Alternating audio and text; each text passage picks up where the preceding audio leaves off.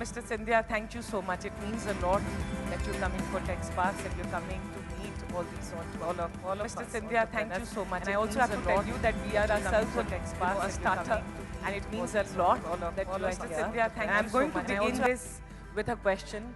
I told you when I met you briefly that I'm a huge fan of your father, and I grew up watching him. And you know, he was a pilot.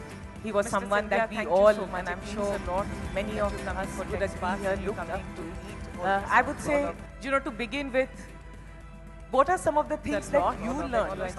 And I'm going to begin seeing him so closely. With a question. So Shraddha, first of all, it's a pleasure and an honor to be here with you at TechSparks. Tech and Sparks, I think those two words encompass within themselves a tremendous microcosm of what our country's potential is.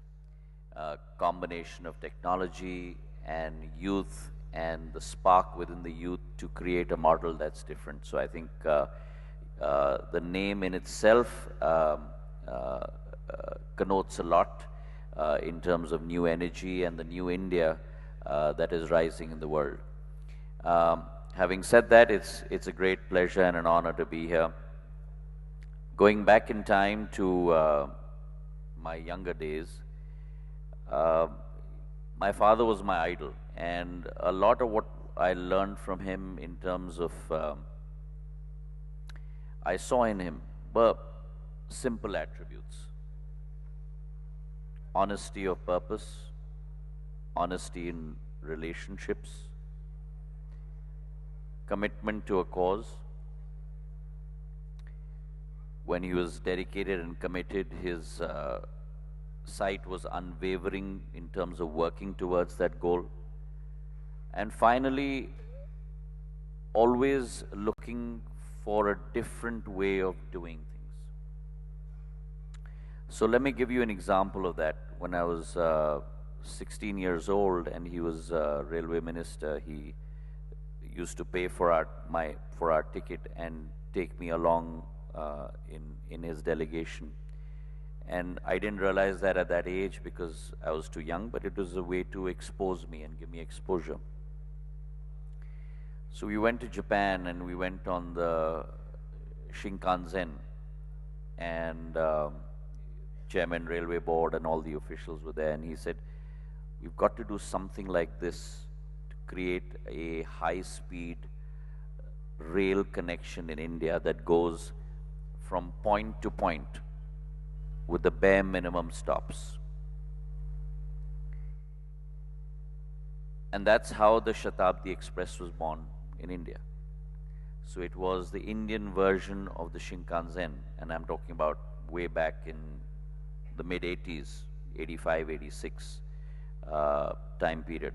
And that Shatabdi is still serving all of us today across the length and breadth of India. He then went to Paris and we went on the TGV. And on the TGV he saw that food was being given in casseroles. And prior to that, on Indian Railways, food was still being served freshly from the kitchen and brought in plates all over. And so the whole concept of a casserole meal was brought into the Indian Railways. He spoke with the IIT in Mumbai and said, "Produce me a trolley like in an aircraft that can turn around 360 degrees in a very small space in the galley of a train so that I can serve a casserole meal." And so therefore you had the Shatabdi and then you had the casserole meal. He then looked at computerization. In those days, ticketing was still manual, and he looked at computerization of ticketing systems in the Indian Railways and computerized completely back end to front end the whole ticketing platform on the Indian Railways. So innovation, commitment to a cause, seeing and this is something that all of us learn in startups and in business school, that ideation is 2% of success. Execution is 98% of success. And therefore, all of us must concentrate on not getting great ideas, because you can get great ideas from a bunch of VCs and private equity guys and people that you talk to. The real fruit of success lies in your ability to execute. And if you're able to execute, then that ideation really turns into reality and as a service proposition for millions of people across the country. No, you know, I would say that we can all give a big round of applause. Kaun Shatabdi mein chadha hai? Like I have, because, and somewhere it's a reminder, Mr. Sindhya, and it's important reminder that we are today and what we will scale to tomorrow comes on the back of some good work that has been done. And that brings me to the question that... One more thing I want to add, Shraddha. Yes. And I think that's important for all of us that are, all of you guys that are doing startups, and relationships are very important. In today's world, we all have become slaves of this. And in many ways, this takes away from the purity of relationships, because what you can convey through words, through facial exchange, you can't do through this box. And the one thing that he always believed in was the depth of relationships. And he always followed this principle that जब आपके घर में खुशियाँ या उल्लास की आवाज़ हो, अगर उस आवाज़ में आप हमारी आवाज़ को न पाओ तो कोई कठिनाई नहीं. लेकिन भगवान न करे कभी भी अगर दुख का समय हो, उस दुख के समय में सदैव कंधे से कंधे मिलाकर उस दुख को बांटना हमारा दायित्व बनता है.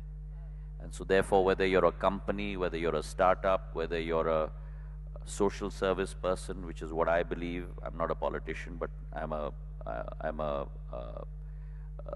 public servant, that should be the core of your existence, because that relationship is extremely important, whether it's within your family, whether it's within your firm, with your co-workers, whether it's with your VC, the gentleman who is sitting here. Trust relationship is the most important treasure that you can develop in your life. Yeah. You know, thank you. This is a very good reminder for all of us that relationship सबसे important. और इससे मुझे आपसे दूसरा question पूछना है, that at some point you are in a hall full of entrepreneurs. At some point you also thought of becoming an entrepreneur. You were in investment banking. Tell us about that before you got into politics. Yeah, it was a totally different life. I had just graduated from university, from Harvard, and many, many eons ago. I won't tell you how many years ago, because then you'll start guessing my age. And then I was a banker for 6 years. I was at Morgan Stanley, initially in New York, and then in Hong Kong, and then set up IBD, Investment Banking Division in Bombay. And then I decided I wanted to do something different. And what was that something different? I could not put a finger on. And therefore, I thought the best way to do that is actually spend 2 years at business school. And so much to my parents, I don't want to use the word disappointment, but unhappiness, because they weren't very happy that I was going off again to academics. I went to Stanford to business school. And in my second year, one of the courses that is most coveted at Stanford, you get something that's called a silver bullet, unquote, unquote. And that silver bullet you can use to gain access to a certain course that is most wide for. And so I used it for a course in entrepreneurship, which is extremely popular, and you have to build a business plan in that course. And so we formed a team, 3-4 of us at the GSB at business school, and one person from engineering at Stanford. And we put together a business plan, and we actually won that competition. And so we wanted to turn that into reality. And so we were on course. We looked at hiring a CEO. very early days when you didn't have outsourcing in India, some of the outsourcing had started at very high volume, low margin business, like all the credit card calls and all. We were looking at the other end of the spectrum. We were looking at much more a low volume, high margin business, tech oriented business, something called a knock, getting IT companies, network operating centers, mirror images set up in India. So we were setting up their knocks in India. And so we were well on our way, and I came back to find office space and get all those logistics in place. And this was sometime mid-August, late August of 2001. And a month into coming back, my life changed. I lost my father on the 30th of September, and life changed, and now it's 20 years being a public servant, which is something that I love from the core of my heart. Yeah. You know, Mr. Scindia, I'm saying this on behalf of everyone. The way your life changed is very sad and disappointing, and it changed for us. It was a very painful moment for us. But I also want to take this opportunity to congratulate you, because I have followed you, I watch you on TV, and you go on ground, and how articulate, you know, you bring that new age, what Indian politics needs, and that shows in the work that also you're doing and the ministry that you've got, because I don't know if all of us know that when it comes to drones, when it comes to certain policies in aviation, we are, and I can say this on record, we are forefront. We are far better than what one would see in US or Europe. And I also have to tell you that one of our co-sponsors also today is a drone startup. And that's a new world that we are living in, and that's something you've driven. So I'd love for you to tell us about what is happening there, and also take us through, you know, what are some of the opportunities you'll tell entrepreneurs when it comes to civil aviation and steel that they can look at? So when you look at,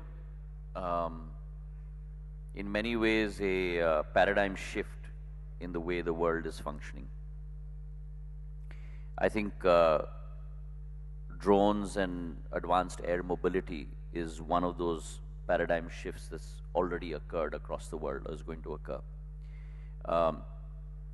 Prime Minister identified this in very, very early days.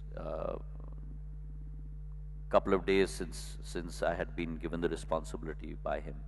We'd put together a drone policy somewhere in March of 21.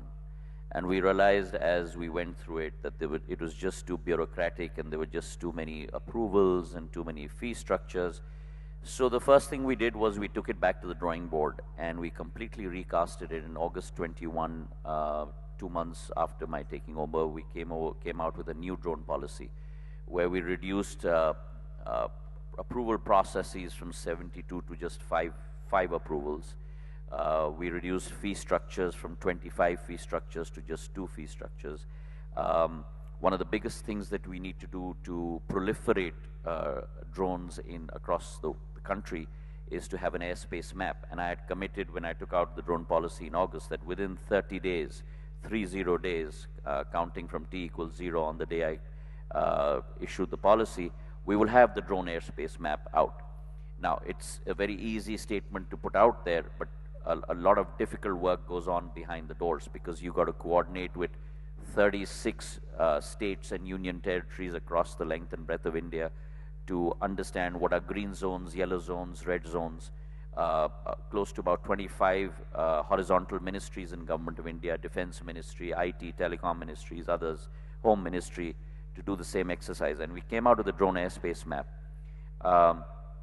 The third step that we did, so the first was policy. The second was putting out an airspace map. The third was really giving it new impetus.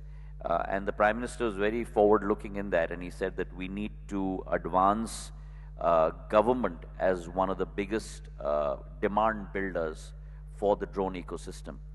And so therefore we had close to about 13 line ministries, from agriculture to power to mining to petroleum, that sourced close to 10% of their work directly through drones. and to ensure that the drone manufacturing sector, which is what you talked about, takes off, a sector that had close to only 30 crores of revenue, we put in a PLI scheme, productivity linked incentive scheme, with 120 crores worth of incentives over the next 3 years. And through that PLI scheme, today that industry has grown from a turnover of close to 30 crores to already close to 500 to 600 crores as we speak today. Now that's the kind of CAGR that you're looking at for this industry going forward. Two aspects of it. One, hardware component. Second, the brain that goes in, software. Because for every drone function, you've got to come up with a new software. So software itself, the industry itself will grow with the drone business. And the third, most important, which is drones as a service. The ability for the drone ecosystem to garner employment the potential is gigantic. Just yesterday in Cabinet, we approved a scheme for close to about 1,250 crores, where we will be empowering women across the length and breadth of India. We will be providing them drones at a subsidized rate of almost 80%. We'll be providing them training completely free of cost. We've got close to about 100 RPTOs that are already up. We're going to provide them insurance for their drones, and we're going to roll out the scheme over the next 2 years, where we will empower close to about 20 to 30,000 women as drone pilots from rural areas and urban areas. So that revolution is already here. Along with that drone revolution, I think in the area of civil aviation, you've got multiple triggers that are going to come through. The impetus that has been given to civil aviation in the last 9 years is something that this country has not seen in the era of transportation in the last 50-odd years that have gone by. We have built from 74 airports in 2014 to 149 airports, heliports, and waterdromes today. So we've done a 2x in 9 years what India built in 75 years. That's the kind of multiple that we have gone ahead with. And along with that comes tremendous capability of air fleets going up, software. An example for you is DigiYatra. I don't know how many of you guys have used DigiYatra at Delhi Airport or Mumbai Airport, right? And just look what one software can do in terms of convenience. People who take 25, 30 minutes from the gateway of an airport to board their plane now do it in close to 3.5 to 4 minutes. Complete FRT, face recognition technology, software that makes you pass through gates tremendously. And so therefore for entrepreneurs, there are tremendous opportunities in the civil aviation ecosystem as well. That's the second example. The third and final example for you is that India is finally becoming a place, because every industry goes through an S-shaped curve. The bottom of it is an industry in its infancy, and therefore the growth rates are very slow. Then you come to the steep part of the S, which is an industry in growth phase. And then when an industry attains maturity, the slope of that growth phase again peters off. And so civil aviation today in India is just beginning on its growth phase. And so the potential is tremendous. We've got 144 million travelers pre-COVID. I believe this year we will best that. I think we should close at close to about 15% growth on that. 2030, I see this number of 144 million going to 420 million. So that's a 3x in terms of number of travelers by air. Fleet size is going up. And therefore, if all this is happening, India must and has to become a base for aerospace manufacturing. It's a dream to have the airspace majors in India. That dream today has become a reality because of the Prime Minister. In Vadodara and Baroda, you've got the first manufacturing unit of Airbus, the C295 facility being made in India. Atmanirbhar Bharat, made in India, is now a reality. It's happening. 56 C295 planes have been ordered by the Indian Air Force. 16 are being brought in a fully built up condition from their facility in Spain. 40 will be built in India. It's a Tata Airbus venture, 25,000 crores. Close to 60% of all the avionics and the additional systems that will go into that aircraft will be built, hopefully, quote unquote, by MSMEs and companies in India. And that opens up a huge opportunity for entrepreneurs. And mind you, last point, space and civil aviation. Those are the two areas where technology makes a paradigm shift. It is from these two areas that technology flows into all other industries. So for example, in cars today, you have HUDs, head-up displays. That initially came from fighter jets, right? And so if you see that technology being manufactured in India and with our powerhouse of engineering talent, believe me, and it's not a cliche, the sky is the limit. You know, I think this deserves a big round of applause, and I'll tell you why. Because, Mr. Sindhya, I have to tell you that I grew up in India. I grew up in Bihar. वहाँ पे second class के से AC third chair का भी ticket लेना एक बहुत privilege की बात होती थी, और उसमें भी घर में fight होता था. That you know, नहीं second. But Shraddha, the remarkable thing is, and this is important, why I gave you that number of 144 million travelers going to 420 million, is because today the Laffer curve or the economies of scale argument has come into civil aviation. With growing fleet size, growing number of travelers today, most, and I can only compare my product, which is an airplane, because it's by its nature air conditioned, to a second class or a first class AC train. And today most of my tickets are at the same fare of second AC. And therefore, time is of the essence today for all you entrepreneurs here as well. You need to get to from point A to point B in the shortest period of time and come back again.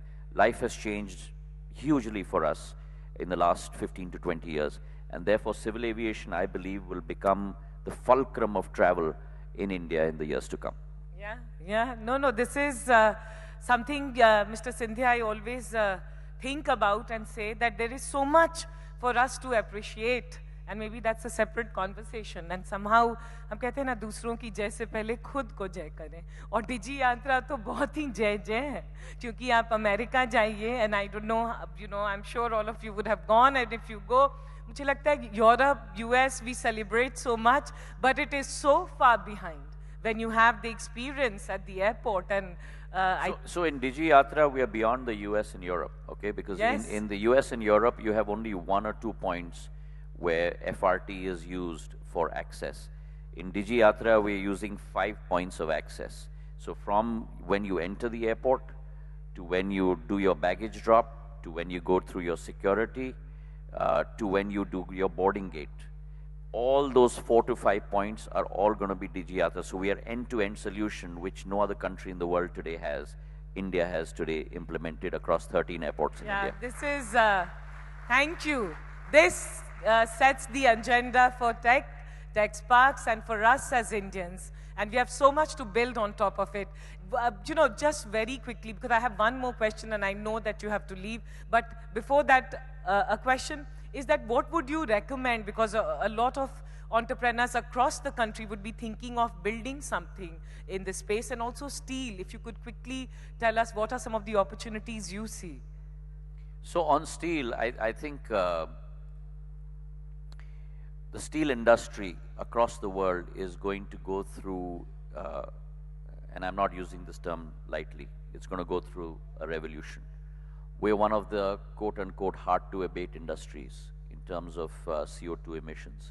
And therefore, the whole production cycle of steel is going to change from the current process to a much more eco-friendly process. And therefore, the use of scrap, the use of pellets, all of that is going to come into form.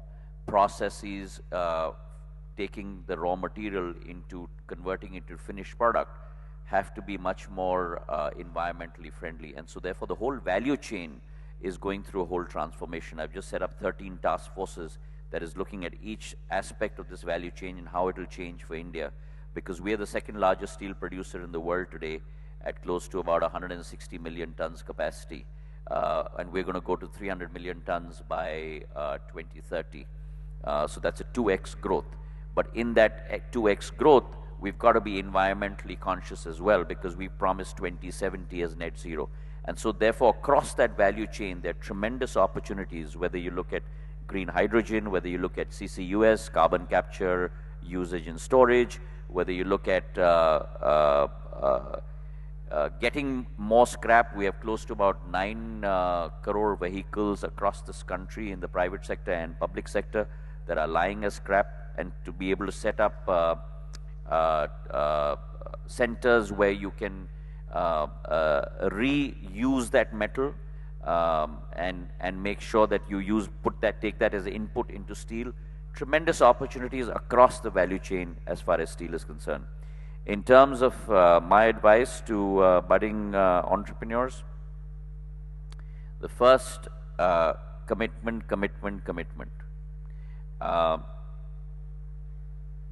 Nothing to replace hard work.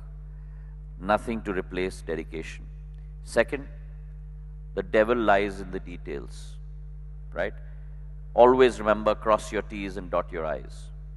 Granularity is key. Make sure you follow the last mile of your PERT chart, Gantt chart, to make sure the thing gets done.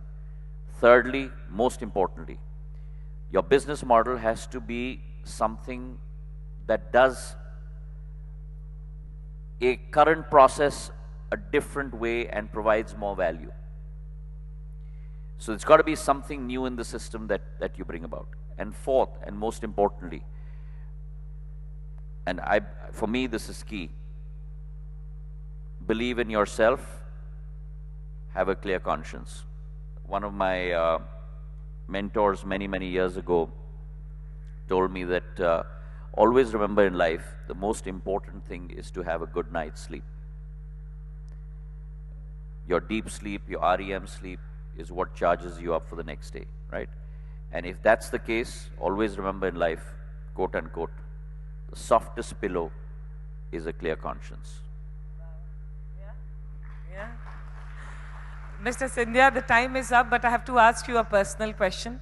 I have to tell all of you, I met him like 2 weeks back, and I just quickly got an opportunity, went into his office, and then, it was like 10 minutes, 5 minutes, or I don't know, when I walked out, and I was thinking, how old is he?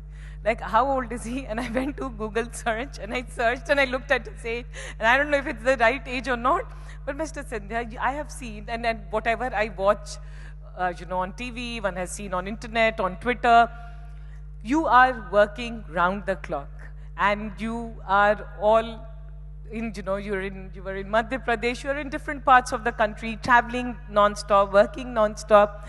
आप इतने fit कैसे रहते हैं और दिखते हैं? क्योंकि ये important है, COVID के बाद ये question important है, क्योंकि आज it is not a prerogative that you have to become old to stay fit and to do so much. What are some of the things you do? So there's no crazy science in this. I think that it's important. I don't think I do a great job, but if you say I do, I'm going to take that as a compliment. But I think the most important thing to watch out for is get good quality of sleep. I think that's the most important. Many of us compromise on that, and your circadian rhythm is something that you must always pay attention to. Your body needs that 7-8 hours for your organs also to sleep, to renew themselves, to replace dead cells, all of that. One, that's the most important. Second most important, and this is an order of priority. The second most important thing is watch what you eat. In today's life, junk food, fried food, all of this is really tasty. Grab it, eat it. Most unhealthy thing for yourself. So watch what you eat. I don't succeed all the time, but I try and keep off gluten as much as I can. I try and keep off lactose. Have a healthy diet. Eat at the right times. If possible, I'm a huge failure at that, but I'm always told, if you eat your dinner before 7:38, it's the best thing for you, because it gives your system time to reinvent itself before the next morning. So second most important thing, watch what you eat. Third most important thing, physical fitness.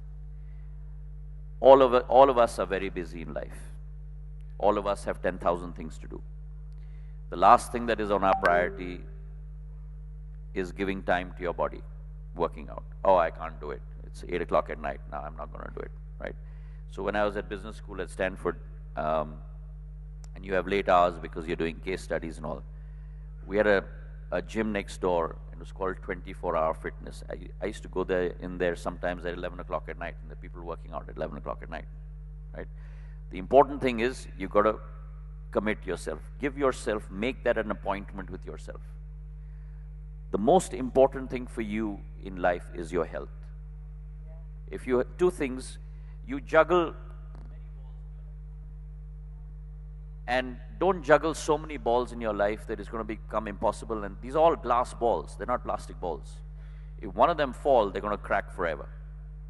And the two most important balls that you must keep the closest to your heart, one is your family and friends, and the other is your health. Thank you very much. Thank you so much. And Mr. Scindia, on behalf of everyone today, I would say that we are very proud as Indians, as entrepreneurs, as young people, to have a politician and have a leader like you. Please keep on doing all the amazing work that you do, because we are all a beneficiary and we've all seen the impact. So thank you so much. Thanks a lot. Thank you. Thank you. Thank you so much, sir, once again for sharing your valuable insights.